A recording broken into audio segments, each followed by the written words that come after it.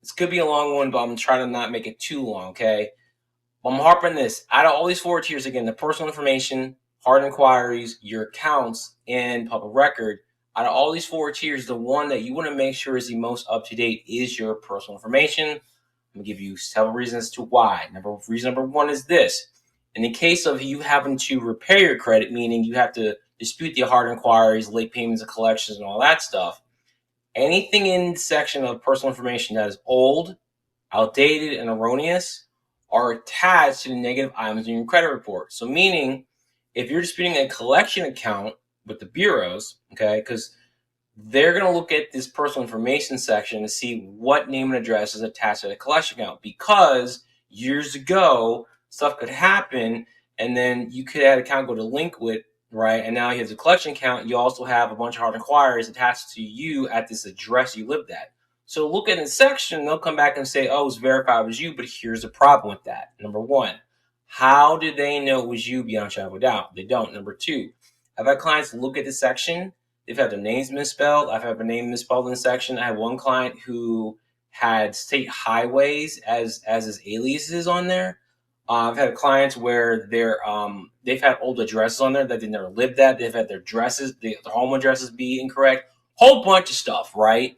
And the other thing too, again, remember, when you go to apply for stuff, especially at the bank, they're going to look at all 4 tiers, and they're looking at one section. And if you come and say, hey, my name is, John Smith, but you got John T. Smith or John Smitty Smith, a whole bunch of stuff going on, it makes you look fraudulent at worst, or at best, it makes you look a little bit shady, okay? Another thing about this section is that people don't realize that in this section, if your name is misspelled by just one letter, it basically makes everything else on your credit report fraudulent. The reason being is because the way you spell your name is you, the way someone else spells their name, even if they have the same name, is a whole different person on paper.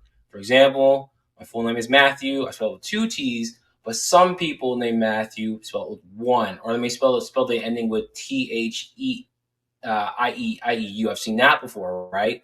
The other issue with that is that if you have someone else's name on your credit report, or someone's name that's similar to yours, but it's a different person that's still alive, you run the risk of having their negative items put on your credit report.